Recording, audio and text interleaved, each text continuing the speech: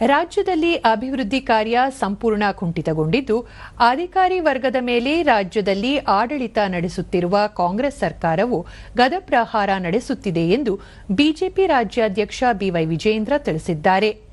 ಬೆಂಗಳೂರಿನಲ್ಲಿಂದು ಸುದ್ದಿಗಾರರೊಂದಿಗೆ ಅವರು, ಅಧಿಕಾರಿಯೋರ್ವರ ಮೇಲೆ ಬೆಳಗಾವಿಯಲ್ಲಿ ಸ್ವತಃ ಮುಖ್ಯಮಂತ್ರಿ ಅವರೇ ಯಾವುದೇ ಕಾರಣ ನೀಡದೆ ಸಾರ್ವಜನಿಕವಾಗಿ ಅವರ ಕಾರ್ಯವನ್ನು ಆಕ್ಷೇಪಿಸಿದ್ದಾರೆ. ಕೆಲವು ಸಚಿವರುಗಳು ಸಹ ಅಧಿಕಾರಿಗಳನ್ನು ಸರಿಯಾದ ಕ್ರಮದಲ್ಲಿ ನಡೆಸಿಕೊಳ್ಳುತ್ತಿಲ್ಲ ಎಂದು ಆರೋಪಿಸಿದರು. ಸ್ಪಷ್ಟೀಕರಣ ನೀಡಿದ್ದಾರೆ.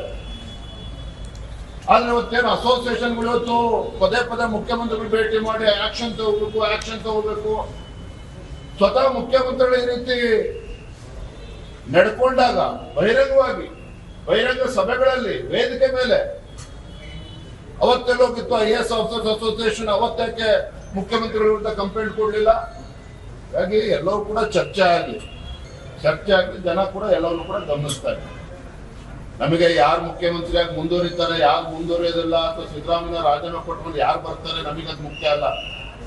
ರಾಜ್ಯದ ಜನ ಚೀಮಾರೆ ಆಗ್ತಾ ಇದ್ದಾರೆ ಕಾಂಗ್ರೆಸ್ ಸರ್ಕಾರದ ಬಗ್ಗೆ, ರೈತರು ಸಂಕಷ್ಟದಲ್ಲಿದ್ದಾರೆ. ರೈತರ ಬಗ್ಗೆ ಕಾಳಜಿ ಇಲ್ಲ ಸರ್ಕಾರಕ್ಕೆ.